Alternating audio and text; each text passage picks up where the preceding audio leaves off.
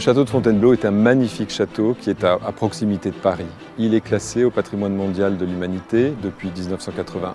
Et c'est un château qui a une singularité. Sa singularité, c'est d'embrasser la totalité des règnes des rois de France. C'est un lieu qui a été habité par tous les rois de France. On en a compté 34 rois et 2 empereurs. Tous ont aimé cette demeure magnifique. Si on pense au Moyen-Âge, puisque c'est au Moyen-Âge que cette demeure naît, 50 ans avant le Louvre, 500 ans avant Versailles, on peut citer par exemple Saint-Louis, Louis IX, on peut citer Philippe le Bel qui est né et qui est mort dans ce château. Et puis il y a la période de la Renaissance avec François Ier, ses successeurs, les Valois. Et puis est venu le grand siècle, Louis XIII, Louis XIV, Louis XV, Louis XVI, tous ont habité cette maison, jusqu'à Napoléon, qui disait de Fontainebleau, c'est la vraie demeure des rois. Et Napoléon avait raison, c'était vrai avant lui, ça a été vrai aussi après lui, puisque après lui, jusqu'au Second Empire, cette maison a été occupée par les rois de France. Donc vraiment un lieu très singulier. Le château de Fontainebleau est un ensemble architectural unique en son genre, avec des bâtiments qui sont le résultat de l'histoire. Ce n'est pas un bâtiment qui est sorti de la volonté d'un seul homme, c'est un bâtiment qui a été travaillé par tous les souverains qui chacun ont laissé leur empreinte. Toutes les époques ont marqué ce château. On a des bâtiments qui s'articulent les uns aux autres sans ordre véritable, avec des cours du coup qui surprennent le visiteur. On arrive dans cette cour d'honneur magnifique avec l'escalier en fer à cheval et puis on pénètre dans la cour de la Fontaine, on glisse vers la cour ovale, il y a la cour des offices et il y a tout autour ces jardins merveilleux qui ont été aménagés par les rois. On peut dire que le château de Fontainebleau est un livre d'images. On parcourt l'histoire de France, on va à la rencontre des grands personnages qui ont fait cette histoire. Mais on va aussi visiter un lieu qui est emblématique de l'art de vivre à la française, une vie fastueuse, riche, foisonnante, avec le sentiment que les souverains sont encore là. C'est à la fois un livre d'images, un livre d'architecture également, et un magnifique manifeste à la gloire des arts décoratifs en France.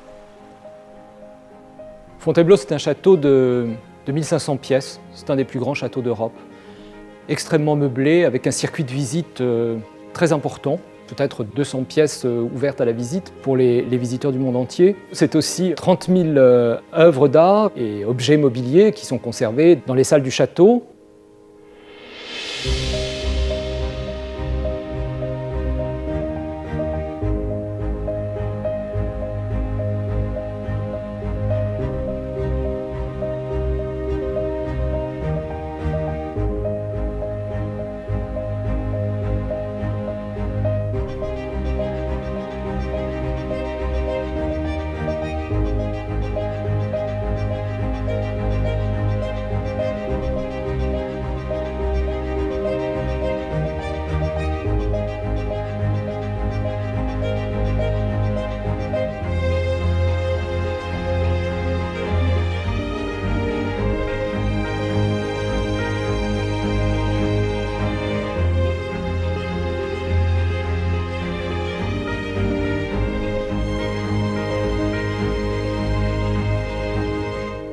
C'est une maison qui a connu une de ses heures de gloire sous le règne de François Ier. C'est François Ier qui s'intéresse à une vieille forteresse médiévale et qui l'a fait considérablement amplifier, qui a fait venir des artistes italiens qui ont créé ce qu'on appelle l'école de Fontainebleau. Et véritablement, l'héritage italien ici est extrêmement important.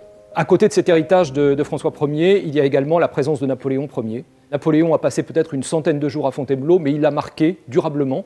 Il l'a marqué parce qu'il a quitté Fontainebleau en avril 1814 avec la fameuse cérémonie des adieux pour partir à l'île d'Elbe. Et également, c'est lui qui a fait remeubler le château. Ce qui fait qu'on voit aujourd'hui, à l'intérieur du château de Fontainebleau, un ensemble absolument exceptionnel de mobilier datant du Premier Empire. Les derniers à avoir fait des séjours à Fontainebleau, c'est Napoléon III et l'impératrice Eugénie. L'impératrice Eugénie qui va faire installer ici, à l'endroit où nous sommes, le musée chinois qui porte encore son nom, le musée chinois de l'impératrice. C'est un lieu un peu insolite, mais que l'impératrice a voulu tel qu'on le voit aujourd'hui, avec des panneaux de lac au mur, avec des collections chinoises dans les vitrines et des objets provenant de l'ambassade de Siam. C'est donc un lieu que le visiteur découvrira avec surprise. Mais sans doute le décor le plus important de cette maison, le décor de la Renaissance qui fait véritablement la renommée du château, c'est celui de la galerie François Ier et également celui de la salle de bal. Eh bien, nous sommes dans la galerie François Ier, cette galerie que le roi de France a fait construire pour relier les logis royaux qui étaient organisés autour de la cour ovale, donc derrière moi, au monastère des Trinitaires. Et tous les matins, c'est avec une certaine fierté qu'il traversera sa galerie pour regagner la chapelle et assister ainsi à l'office. Ce décor est confié aux Italiens. C'est une harmonie de fresques, de stucs et de boiseries. Et on va ponctuer le décor de fresques avec des épisodes de la vie du roi en mettant en exergue les qualités de ce monarque et de ce prince de la Renaissance. Eh bien, le roi va se faire représenter sous forme d'une salamandre au niveau des boiseries.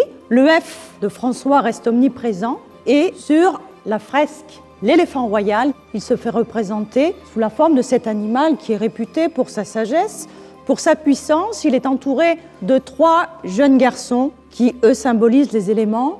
Le roi est donc capable de maîtriser la nature, de faire triompher la vertu et d'éradiquer les vices.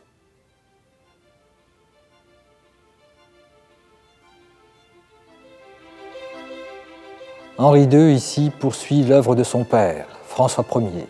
C'est cette salle de bal, avec son magnifique plafond à caissons et ses octogones, au fond desquels vous voyez ses haches et ses croissants de lune, emblème personnel du roi. Derrière nous, la cheminée encadrée de satire. Sur l'estrade, dans ce fauteuil, le roi Henri II.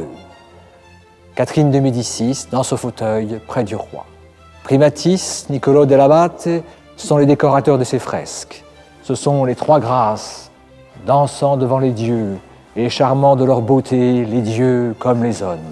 C'est Apollon à côté, une viole de gomme entre ses cuisses. Les muses sont musiciennes, ils sont au Montparnasse et la musique est forcément divine. Et le regard se porte sur la tribune des musiciens. Par cette sorte de grotte sont entrés des joueurs de luth, flûte, hautbois, les premiers violons. La cour est d'un raffinement incroyable. Le souverain est là et Ronsard, qui dans une ode à son royal patron, « Tu as éteint tout l'ennui des guerres injurieuses, en lieu du fer outrageux, des menaces et des flammes, tu nous ramènes les jeux, le bal et l'amour des dames. » Les années passeront et il arrivera un jour que Catherine de Médicis, dans cette salle de bal, n'arrivera plus à faire danser ensemble catholiques et protestants dans des bals politiques.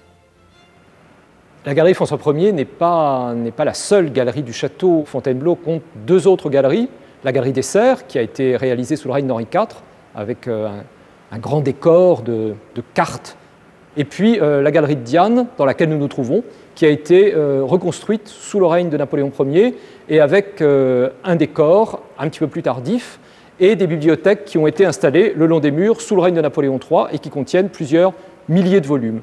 Cette galerie de Diane, elle marque à peu près le début de la visite des appartements des souverains, avec notamment la grande chambre de l'impératrice, qui comporte un mobilier à la fois du règne de Louis XVI et un mobilier du Premier Empire, et puis la salle du trône, qui a été l'ancienne chambre du roi, qui est devenue la salle du trône de Napoléon Ier et qui est la seule salle du trône subsistant en France.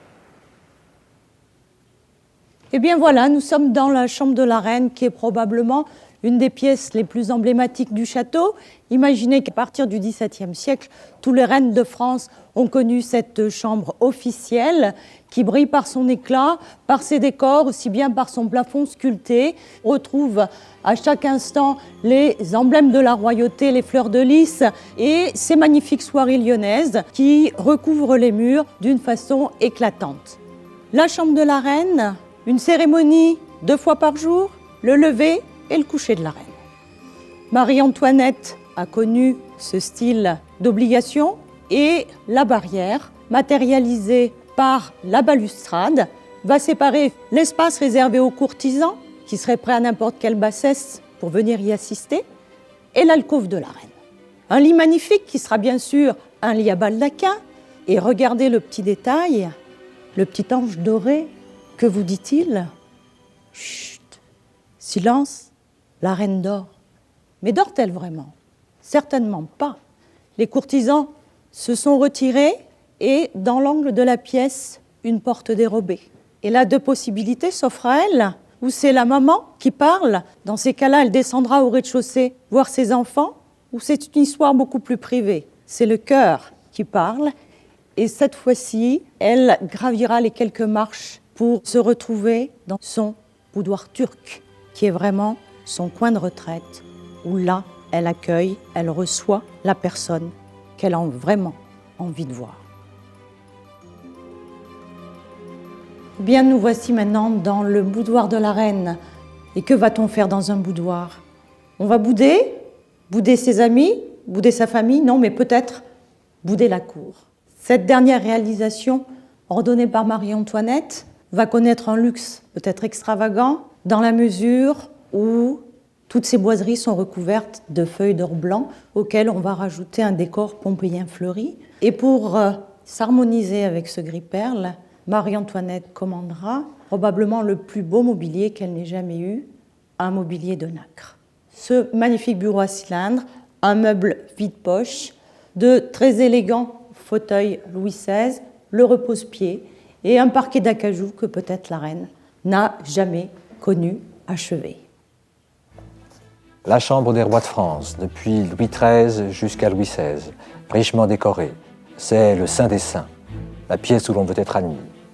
En lieu et place du lit du roi Louis XVI, Napoléon Ier y installe son trône. Encadré de ses enseignes portant les haines de Napoléon Ier et les aigles, c'est le bleu du manteau des rois de France, le rouge de l'Antiquité romaine et bien sûr les abeilles, emblème personnel. L'empereur y réinstalle l'étiquette, un fauteuil pour Madame Mère, celui réservé à Joséphine, impératrice, mais les années ont passé, elle n'a pas pu donner d'enfant à l'empereur, alors ce fauteuil deviendra celui de Marie-Louise. Lieu des décisions politiques françaises et internationales, jusqu'à cette abdication, quelques 10 ans après, dans le salon voisin, et ce seront les adieux.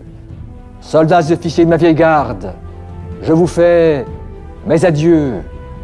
Depuis 20 ans, je vous ai trouvé constamment sur le chemin de l'honneur et de la gloire.